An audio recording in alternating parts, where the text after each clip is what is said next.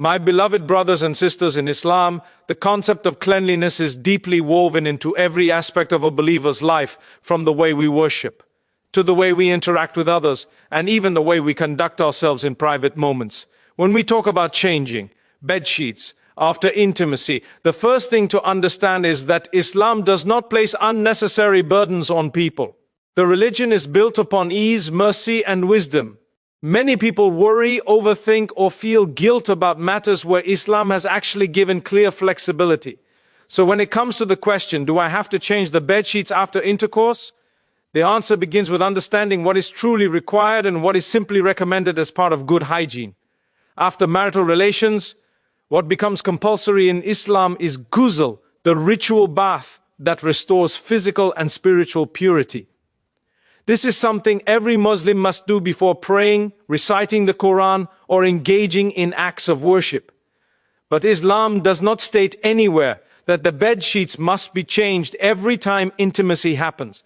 There is no ruling that says it is obligatory, mandatory, or a religious requirement. Islam only requires cleanliness where there is actual impurity. This is an important point, because many people confuse culture, personal preference, and social expectations with religious law. If there is visible impurity on the bedsheet, such as fluid that Islam classifies as najasa, then yes, that area must be washed or the sheet should be replaced before using it again. This is part of maintaining tahara, the purity that Islam encourages. But if the bedsheet is not dirty, not stained, and there is nothing on it that falls under religious impurity, then you are not sinful for continuing to use it. Islam does not demand that you change the sheets out of routine or strictness. The religion considers the reality of people's lives. Some people do not have extra sheets. Some people may not have time late at night. Some may be tired, traveling, or living in situations where washing frequently is difficult. Allah knows the circumstances of His servants, and He never imposes a ruling that brings hardship without purpose. Islam acknowledges human needs and emphasizes ease. There is a hadith that reminds us that Allah loves to grant concessions just as He loves when His strict commands are followed. This means that if Allah has not made something compulsory, we should not turn it into a burden or a source of guilt. Many believers create unnecessary pressure on themselves because they fear displeasing Allah, when in reality, Allah has given them freedom and ease.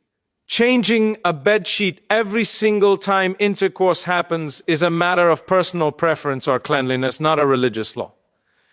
You may do it if you want a fresher, more comfortable environment, but you should not feel that it is a sin if you do not. Still, Islam teaches us that cleanliness brings comfort, clarity, and peace. It is part of our faith. So while changing the sheet is not mandatory, doing so when it is dirty becomes a small act of worship.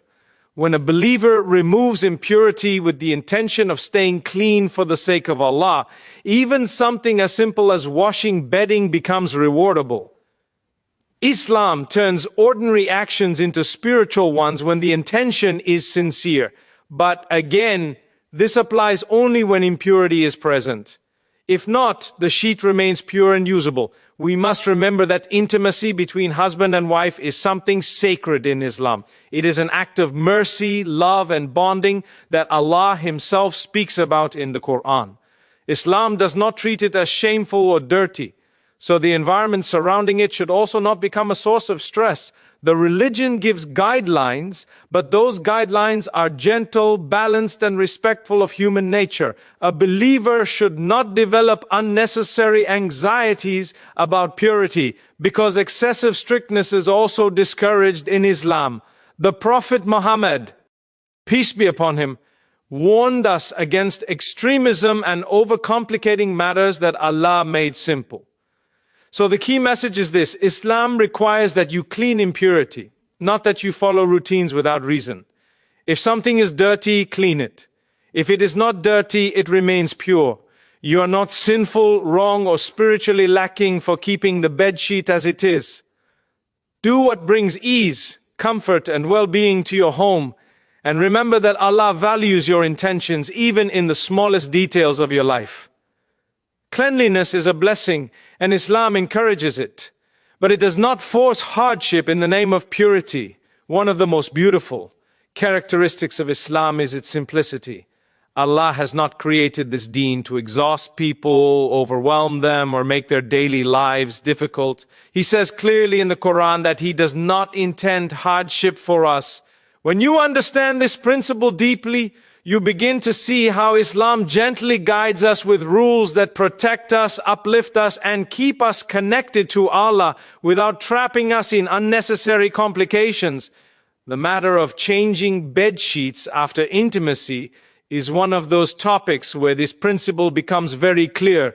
Many people assume that Islam demands strictness in every small detail, but in reality, the religion is merciful, practical, and deeply considerate of human needs.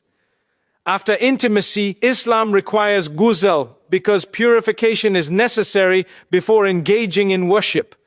But changing the bedsheet is not a religious command. Islam only obligates cleaning when impurity is truly present. If the sheet is clean, there is no rule that you must replace it. Sometimes people create pressure on themselves due to cultural expectations or personal habits, and they begin to think that everything must be done in a rigid, systematic way for it to be Islamic. But Islam does not operate like that. What Allah has made compulsory is always clear. What He has left flexible should not be made burdensome. When we look at the teachings of the Prophet Muhammad, peace be upon him, we see someone who always chose the easier option as long as it was not sinful. He encouraged moderation. He discouraged exaggeration in acts of worship and cleanliness. He wanted his followers to live balanced lives. So when it comes to laundering bedding after marital relations, the religion does not ask you to do something that adds unnecessary inconvenience. If the sheet is dry, clean, and free from impurity, you can continue using it without any guilt or discomfort. Islam is not a religion that demands perfection in matters that naturally vary from person to person, home to home, situation to situation. Think about the reality of life. Not everyone has multiple sets of sheets. Not everyone has a washing machine. Some people live in small houses. Some are traveling. Some are exhausted after long days of work. Some are new parents who barely find time to sleep. Allah knows all of this. He sees the hidden struggles, the quiet exhaustion, and the silent responsibilities that every household carries. So He does not place rules that make life heavier. Instead, He gives guidelines that allow people to practice their religion with peace, sanity, and spiritual joy. Even if a bedsheet does become dirty, the requirement is simply to wash that specific impurity or replace the sheet. It does not demand an elaborate cleaning ritual. There is no obligation to immediately stop everything and change the bedding unless you need to use it in a state of purity, such as for praying on it. Islam gives room for comfort. It gives room for postponing tasks until you have energy. It gives room for normal life to happen. The religion does not revolve around rigid checklists. It revolves around sincerity, intention, and cleanliness when it is actually needed. This balance is a mercy from Allah, and it shows how deeply the religion considers human nature. Intimacy between a married couple is an act of love and tranquility. It is meant to strengthen bonds, not create anxiety. If Islam forced people to immediately change bedding every time, it would turn a moment of closeness into a burden. But Islam avoids turning private life into a source of stress. It simply asks you to remain clean when impurity exists and to maintain a pure body and environment when needed for worship. Everything else is optional, based on personal preference or comfort. Some people naturally prefer to change sheets after intimacy because it feels fresh or comfortable. That is completely fine. But it is a choice, not a religious duty. Others may prefer waiting until the sheet is visibly dirty or until laundry day. That is also fine. The beauty lies in knowing that Islam leaves this choice entirely up to you. Allah does not burden you in matters where He has granted ease. And when a believer embraces this ease, their faith becomes lighter, more peaceful, and more connected to Allah. So whenever you feel unsure, remind yourself, Islam is not here to complicate your lifestyle. It is here to bring balance, cleanliness, comfort, and calmness. If there is impurity, clean it. If not, you are free. Your home is not judged by how often you change a bedsheet. Your piety is not measured by routines that Allah did not command. What matters is purity where it's needed, sincerity in intention, and living your faith with hope, clarity, and peace instead of religious anxiety. Islam is truly a religion of ease, and understanding this brings tranquility into every part of life. A clean environment does more than make a home look tidy. It affects the heart, the mind, the mood, and even the spiritual atmosphere that surrounds a family. Islam teaches us that purity is not only about washing or removing dirt, it is about creating a space where tranquility, mercy, and barakah can enter.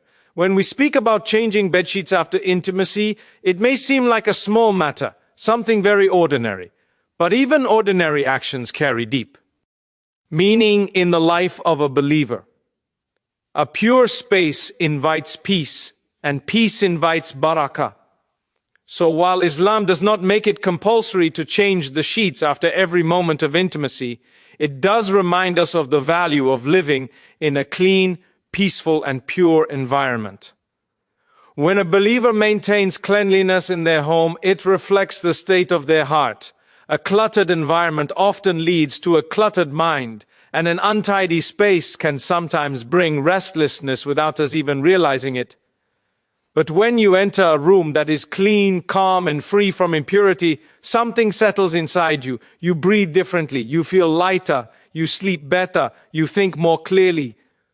This is part of the Barakah Allah places in purity. It is not always visible, but it is deeply felt.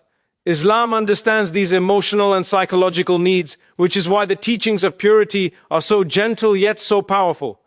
After intimacy, if a bedsheet becomes dirty, cleaning it is not just a physical act. It becomes an act of spiritual mindfulness. You are not doing it for people to see. You are not doing it to impress anyone. You are doing it because you recognize that your home deserves purity, your family deserves comfort, and your soul deserves peace. Even such a small act, when done with the intention of keeping your environment clean for the sake of Allah, becomes a source of reward.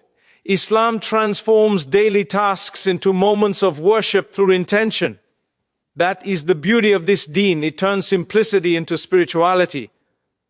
But even when a sheet is not dirty, choosing to refresh your space can still bring a sense of renewal.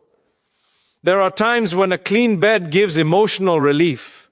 It brings a sense of starting again, a feeling of comfort. Sometimes after moments of closeness between a husband and wife, a couple may feel a rise in warmth and affection just because the space around them feels peaceful. This too is barakah, the unseen blessings that Allah places in simple things. When a home is kept pure, a clean environment does more than please the eyes. It affects the relationships inside the home. When the space around you is calm, conversations become gentler. When the room is peaceful, arguments decrease. When the atmosphere is fresh, the heart relaxes. Families thrive in environments where purity is maintained. Children learn by watching. Spouses feel valued when they see effort being put into the home. Sometimes barakah enters a house through actions that seem small, but their impact is lasting. Islam also teaches us that angels love purity. They enter homes that are clean, peaceful, and free from impurity. And where angels enter, mercy descends. Where mercy descends, barakah grows. So when a believer maintains cleanliness, whether through washing a bedsheet, airing out a room, or keeping the home tidy, they are not just cleaning, they are welcoming divine blessings into their life. This does not mean that every small act must become a ritual, nor does it mean that a person becomes sinful if they delay or decide not to change something that is already clean. It means that when cleanliness is done with sincerity, it invites goodness. Purity also affects sleep. A clean bed brings deeper rest, and a rested mind worships better. Fatigue can weigh on the heart, but a peaceful sleep can lift burdens. Sometimes we underestimate how much our surroundings influence our emotional and spiritual state. Islam, with its emphasis on cleanliness, gently directs us toward creating homes that nurture the soul. So even though changing the bedsheet after intimacy is not a requirement unless impurity is present, the broader message remains: purity brings barakah. A clean home is a place where the heart finds refuge. A pure space is a place where the soul finds comfort. And every small effort you make to keep your environment pleasant and pure becomes part of the blessings that Allah showers upon your life.